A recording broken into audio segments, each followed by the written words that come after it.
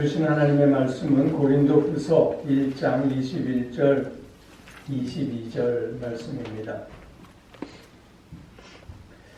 우리를 너희와 함께 그리스도 안에서 굳건하게 하시고 우리에게 기름을 부으신 이는 하나님이시니 그가 또한 우리에게 인치시고 보증으로 우리 마음에 성령을 주셨느니라. 아멘. 오늘 말씀을 의지해서 하나님으로 사는 삶이라는 제목으로 말씀을 드립니다. 사람은 무엇으로 사는가? 라는 질문에 러시아의 대문호인 톨스토이는 사람으로 산다고 답했습니다. 많은 사람들이 톨스토이의 답에 긍정을 하겠지만 그럼에도 불구하고 실제적인 삶의 모습을 보면 사람은 돈으로 사는 것이다. 그러면서 살고 있지 않나 싶습니다. 30년도 넘는 그런 일이었는데 순복음교회 권사님 한 분 제가 만났잖아요. 저는 그분을 잊을 수가 없는데 그 이유는 그분의 이런 말씀 때문이었어요. 목사님, 저는요 마무리해서 한 번도 지금까지 기도해 본 적이 없어요. 왜요? 그 좋은 거래 남줘요. 내가 가져야지. 나이가 꽤 드신 분이었는데 오래전에 당뇨병을 앓으셨던 그런 분이었어요. 그러면서 당뇨를 치료하는데 그 당시에는 돈이 많이 들었던 것 같아요. 지금도 뭐 그렇겠지만. 그러면서 또 하시는 말이 내가 돈이 있었기에 지금까지 살았지 돈이 없었으면 진작 죽었다고.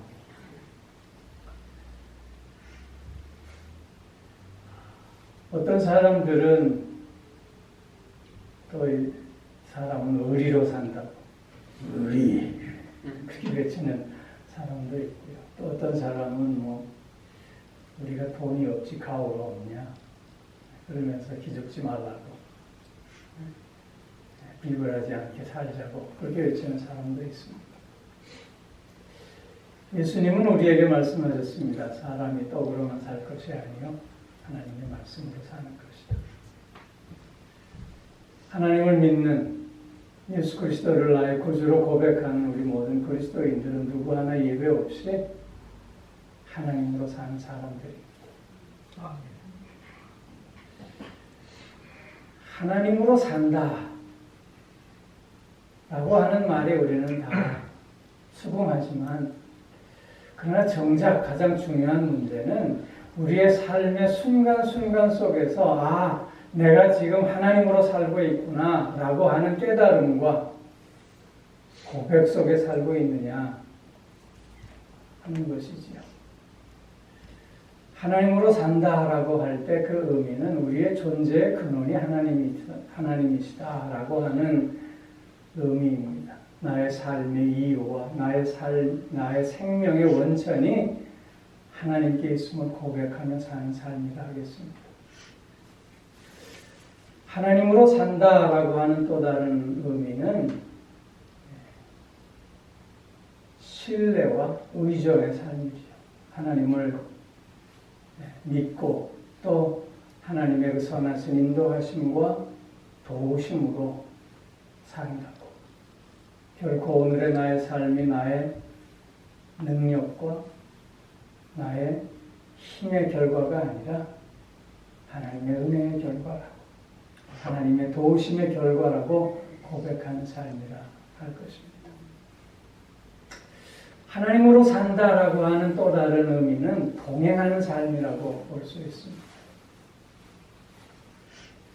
하나님과 매일매일의 삶을 함께 걸으며 하나님의 뜻을 이루어가는 삶이 결국 하나님으로 사는 삶의 의미일 것입니다.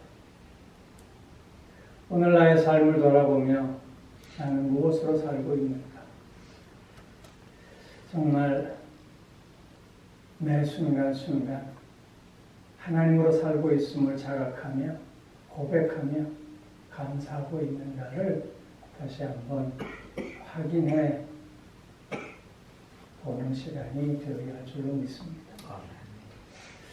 오늘 우리가 함께 읽은 본문 말씀에서 보면 사도 바울은 자기를 비롯해서 모든 그리스도인들이 하나님으로 사는 삶을 살 수 있는 이유가 무엇인가를 우리에게 가르쳐주고 있습니다. 우리가 하나님으로 살 수 있는 그 근거는 하나님이 그렇게 살게 하시기 때문이라는 것이죠. 특별히 오늘 본문을 통해서 우리가 확인해 볼 수 있는 하나님으로 살 수 있게 하시는 하나님의 은혜가 무엇인가 라고 하는 걸 확인해 보려고 합니다. 그 첫 번째는 하나님은 우리를 견고케 하시기 때문이라는 것입니다. 우리를 굳건하게 하시기 때문이라는 것입니다. 오늘 21절 상반절에서 보면 우리를 너희와 함께 그리스도 안에서 굳건하게 하시고 그랬습니다. 굳건하게 하신다. 이 굳건하게 하신다라고 하는 것은 분사형으로 쓰여진 단어인데, 즉 이 말은 한 번의 역사로 굳건해졌다라고 하는 의미가 아니라 삶의 여정 속에서 계속해서 조금씩 더 굳건해져 간다고 하는 의미입니다. 즉 삶의 다양한 굴곡과 또 변화와 또 조건 속에서 우리가 조금씩 더 강하고 담대해져 가게 하신다고 하는 그런 의미인 것입니다. 우리가 사는 이 삶이 내 뜻대로 되는 삶이 어디 있겠습니까? 세상은 불안정하고 그 세상 속에서 우리는 바람에 흩날리는 갈대처럼 쉼없이 흔들리는 삶을 살고 있지 않습니까? 그러나 그런 불안과 그런 흔들림 속에서도 하나님은 우리를 붙들어 주셔서 순간순간 깨닫게 하시고 극복하게 하시고 그 결과 그래서 조금 더 굳건하게, 조금 더 단단하게, 조금 더 강하고 담대하게 하신다는 말씀입니다. 여름이 다가오고 있습니다. 어느 해보다 이번 여름은 저에게 좀 특별하고 조금 힘들었던 그런 시간들이었습니다. 그것은 형의 죽음을 눈앞에서 계속 이렇게 바라봐야 하는 시간을 보냈기 때문입니다. 약 한 달 전쯤에 병원에서 형의 퇴원을 종용했습니다. 그 이유는 병원에서 해줄 게 이제 아무것도 없다는 것이었습니다.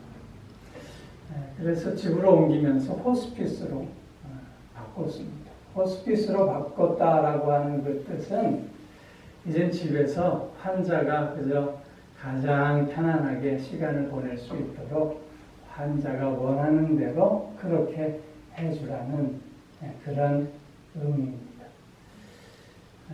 진통제를 투여해서 아픔을 느끼지 않도록, 억지로 음식을 투여하거나 그러지 않고 그저 환자가 원하는 대로만 그렇게 해서 나머지 시간을 아주 편안하게 보낼 수 있게 하라는 그런 의미였습니다. 집으로 형을 모시고 이제 매일매일 찾아가서 같이 이제 형을 보면서 그 형수가 형한테 하는 모습들을 제가 아픈 마음으로 보았는데요. 형수는 어떻게든지 무엇이라도 좀 먹이려고, 물이라도 한 모금 더 먹게 하려고 아주 애쓰는 그런 모습을 옆에서 보았습니다. 그런 형수의 그런 형에 대한 간호 속에서 내 눈에는 형이 너무 고통스러워하는 모습으로 비춰지곤 했습니다. 매일 저녁에 집으로 이제 돌아올 때 거기에 같이 모여있던 가족들의 손을 같이 붙잡고 기도하고 왔습니다. 이 밤에도 하나님께서 평안을 주시고 놀라운 하나님의 치유와 회복의 역사가 있는 은혜의 밤이 되게 해달라. 그렇게 기도하고 돌아왔습니다. 그 다음날 가보면 어제보다 조금 더 약해진 형의 모습을 보게 되었고요.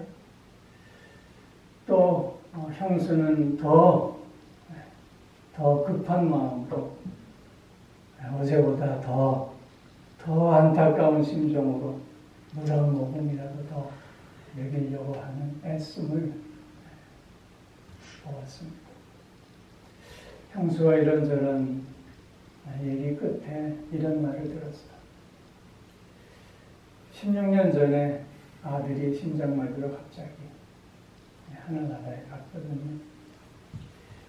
그 아들의 죽음 앞에 아무것도 할 수 없었던 그 엄마의 상처가 50년을 함께 산 남편의 죽음 앞에서 아내로서 무언가 최선을 다하겠다 하는 그 모습을 읽었습니다. 그러면서 형수가 이런 얘기를 했어요. 삼촌, 우리 기도했잖아요. 하나님의 치유와 회복의 역사를 우리가 믿고 소망하며 기도했잖아요. 기도했으니 그 기도의 응답을 소망하며 그 기도의 끈을 붙잡고 희망을 계속해서 가지면 내가 할 수 있는 최선의 노력을 다해야 하는 것 아니겠냐. 그런 말씀을 하시더라고요.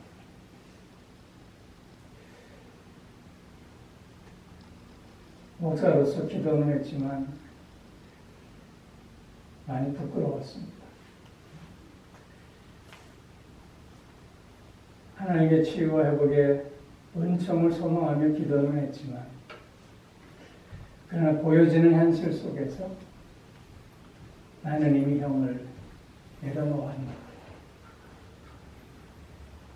형수는 기도했으니 우리가 믿음을 가지고 내가 할 수 있는 최선을 다하는 게 하나님 앞에 더 합당한 모습이 아니겠느냐는 이런 생각 속에서 애쓰는 모습을 보며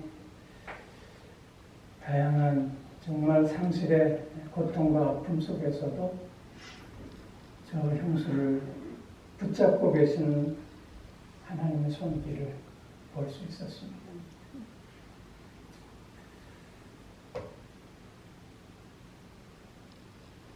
우리의 인생이 때로는 너무 힘들고 지칠 때가 있습니다. 인생이 뜻대로 되지 않아 속상하고 포기하고 싶을 때도 있습니다. 그러나 그럴 때마다 하나님은 우리를 붙잡고 가십니다. 그런 순간과 그런 상황과 그런 삶의 여건과 조건 속에서 그것을 극복하게 하시고 그 가운데서 우리가 해야 할 일이 무엇인가를 깨닫게 하시고 최선을 다하게 하심으로 오히려 하나님의 은혜를 감사하며 찬송하게 하시는 하나님이신 줄로 믿습니다. 오늘 우리가 하나님의 경고케 하심을 통해서 그래서 오늘도 승리를 향해 나아가는 자가 되어줄 수 있는 것이며 오늘도 그런 하나님의 손길 속에서 내가 할 수 있는 최선의 모습을 다하고 하나님의 은혜를 또한 깊이 맛보며 나아가는 우리가 꼭 되어질 수 있게 주의 이름으로 축원합니다.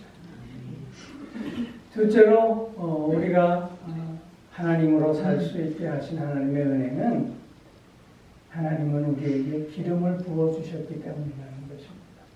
오늘 21절 하반절에서 우리에게 기름을 부으시는 하나님이시니 그랬습니다. 기름을 부어주셨다. 구약에서 보면 왕이나 제사장이나 선지자에게 기름을 부어주셨습니다.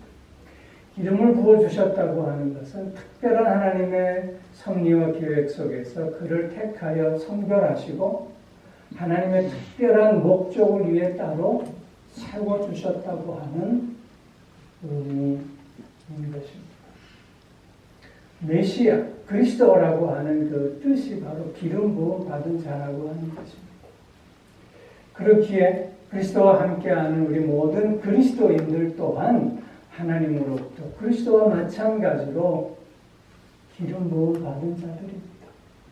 왕 같은 제사장들로서 하나님 우리를 특별히 부르시고 선별하시고 구별하시며 당신의 거룩한 뜻을 이루시기 위해 우리를 세워주신 존재들이라고 하는 것입니다. 하나님 우리를 이렇게 기름 부어 주심으로 말미암아 나를 향한 하나님의 뜻 앞에서 그 뜻을 또한 이루시게 하신 하나님의 능력 주심 속에서 그 기름 부어 주신 자로 그다운 삶을 살아갈 수 있게 해 주신다고 하는 것이죠. 사도 바울의 고백이 그래서 어떻습니까? 내게 능력 주시는 자 안에서 내가 모든 것을 할 수 있는 자. 하나님 우리를 기름 부어 주셔서 당신의 거룩한 뜻을 이룰 수 있도록 또한 능력으로 함께하여 주신다고 하는 고백인 것입니다. 우리도 마찬가지로 하나님 앞에 기름 부음 받은 자로 오늘 그답게 나의 삶의 자리에서 선한 영향력을 행사할 수 있어야 할 줄로 믿습니다.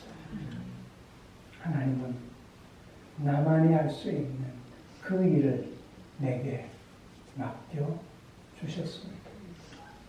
그 일에 오늘도 최선을 다하는 저와 여러분들이 되실 수 있게 주의 이름으로 축원합니다. 세 번째로는 하나님은 우리에게 인쳐 주셨기 때문이라는 것입니다. 22절 상반절에 그가 또한 우리에게 인치시고 그랬습니다. 인쳤다라고 하는 것의 의미는 소유권을 가졌다고 하는 의미입니다. 내 것이라고 하는 것입니다. 하나님 우리를 인쳐주셨다라고 하는 것은 너는 내 것이다라고 하는 뜻이죠. 너는 내 것이다라고 하는 의미는 너는 내가 책임져 준다. 너는 내가 안전케 하겠다라고 하는 의미의 말씀입니다. 두려워하라. 야곱아, 내가 너를 지명하여 불렀나니 너는 내 것이라. 내가 물 가운데 지날 때에도 물이 너를 침몰치 못할 것이며 내가 불 가운데 지나갈 때에도 불이 너를 사르지도 못하리라. 하나님이 나를 인쳐주셔 당신의 소유로 삼아주셨으니 하나님이 책임져 주시는 삶을 오늘 나는 살고 있다는 뜻입니다. 두 번째로 인쳐주셨다라고 하는 의미는 권위를 부여해 주셨다고 하는 뜻입니다. 하나님은 사도 바울을 부르셔서 사도로서의 권위를 부여하셨습니다. 부여받은 권위로 말미암아 그의 사명을 이루어갈 수 있게 해주셨습니다. 마찬가지로 우리가 하나님의 자녀로 불러주시고 하나님의 자녀로서 자녀다운 삶을 살 수 있도록 권위를 부여해 주셨고 그 권위를 가지고 섬기는 삶을 사랑하며 사는 삶을 살 수 있게 해 주셨다는 것입니다. 또한 인쳐주셨다라고 하는 의미는 그 가치를 인정해 주셨다고 하는 뜻입니다. 여기 그 가치를 인정해 주셨다라고 하는 것은 내가 다른 사람들보다 힘이 더 많기 때문에, 내가 다른 사람들보다 더 우수하기에, 내가 다른 사람들보다 더 유용하기에 나의 가치가 인정받아졌다라고 하는 뜻이 아니라, 나는 아무것도 아니지만 하나님의 특별하신 은혜와 섭리 속에서 나를 쓰시겠다, 그렇게 계획하시고 불러주셨기 때문에 내 가치가 인정되어졌다라고 하는 의미인 것입니다. 우리는 오늘도 그래서 하나님의 소유된 자로, 하나님으로부터 받은 권위를 가지고 하나님께서 부여해 주신 그 가치를 실현하는 우리의 삶이 되어야 되는 것이지요. 하나님으로 사는 삶, 그것은 바로 하나님의 소유로, 하나님의 주신 권위를 통해서 하나님께서 부여하신 그 가치를 실현하는 삶으로 있습니다. 마지막으로 한 가지 더, 오늘 22절 하반절에서 보면 하나님은 우리에게 성령을 주셨기 때문이라는 것이죠. 보증으로 우리의 마음에 성령을 주셨습니다.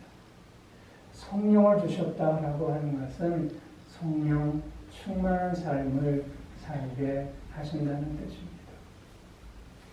성령 충만한 삶을 살게 한다고 하는 것은 무엇보다도 구원의 확신 속에서 오늘을 살게 하신다는 뜻이요. 나를 향한 하나님의 약속의 말씀들이 온전히 실현되어진다고 하는 뜻이요. 무엇보다도 천국의 크고 비밀한 것들을 미리 맛보며 영생을 소유한 자로 오늘을 살게 하신다고 하는 의미입니다. 특별히 성령 충만한 삶이란 성령의 지배를 받는 삶입니다. 성령의 지배를 받는 삶이라고 할 때 우리는 가장 먼저 기억해야 할 것이 생각하며 살 수 있어야 한다는 것입니다. 무엇이 옳고 그른가, 무엇이 나를 향한 하나님의 뜻인가를 생각하고 분별하며 나아갈 때 성령의 지배를 받는 삶을 살 수 있기 때문입니다.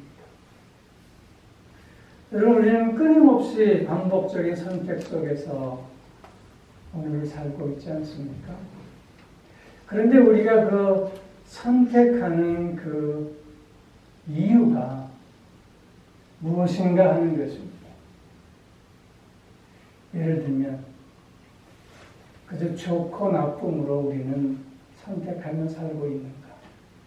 아니면 옳고 그름으로 그것을 분별하며 선택하고 살고 있는가 하는 것입니다. 좋고 싫은 것으로 선택하는 것은 감정의 문제이지. 그냥 내 느낌에 좋으면 하는 거고 싫으면 안 하는 거. 그것은 생각을 안 하거나 생각을 모자라게 하는 것입니다. 무엇이 옳은가 그른가 라고 하는 것은 깊이 생각할 수 있어야 합니다. 바른 가치의 기준을 가질 수 있어야 하는 것이지요. 무엇이 나를 향한 하나님의 뜻인가를 우리는 그래서 고민하며 살아가는 자가 되어야 하는 것이지요. 단순히 좋고 싫음에 따라 움직인다면 우리는 하나님으로 사는 사람이 될 수 없습니다. 성령으로 사는 사람이 될 수 없습니다. 이 순간에 무엇이 나를 향한 하나님의 뜻인가? 이 순간에 하나님은 나에게 어떤 삶을 요구하고 계시는가? 하나님은 이 순간에 나에게 어떤 응답을 바라고 계시는가를 묻고 확인하고 분별하며 결단하며 나아갈 때만이 성령의 지배를 받는 삶, 하나님으로 사는 삶을 살 수 있게 되는 것입니다. 성령에 충만한 삶이란 그래서 감정의 뜨거움으로 사는 삶이 아닙니다. 성령에 충만한 삶은 전 인격적으로 하나님 앞에 나를 항복하면서 사는 삶입니다. 우리의 이성을 하나님 앞에 전폭적으로 맡김으로 우리는 고집이 아니라 선함으로 살 수 있어야 하겠고, 나의 의지를 하나님 앞에 전폭적으로 맡김으로 또한 우리는 악함이 아니라 선함으로 살아갈 수 있어야 할 것이며, 나의 감정까지도 하나님 앞에 전폭적으로 맡김으로 증오가 아니라 사랑으로 살아가는 우리가 되어야 할 줄로 믿습니다. 아멘. 우리는 우리가 고백하든 고백하지 못하든, 우리가 느끼든 느끼지 못하든 오늘도 하나님으로 사는 존재들입니다. 중요한 것은 그렇기에 지금 내가 하나님으로 살고 있습니다 라고 느끼고 깨닫고 고백하며 감사하며 그렇게 살아가느냐 하는 것입니다. 좋을 땐 좋은 대로 그냥 그렇게 살고, 나쁠 땐 암울한 참담한 마음으로 그저 견디며 살다가 시간이 지난 후에 모든 것이 하나님의 은혜였노라 고백하는 삶이기보다는, 나중에 깨달음도 중요하지만 그러나 그것보다는 그 순간순간 속에서 하나님이 나를 붙드시고 하나님이 나와 함께 하시며 오늘 내가 하나님으로 살고 있음을 고백하며 살아가는 우리가 될 때 더욱 힘있고 복되고 복의 근원으로 사는 우리들의 삶이 되지 않을까 생각합니다. 오늘을 그렇게 살고 보시는 우리 모두가 꼭 되어줄 수 있기를 주의 이름으로 축원합니다. 아멘.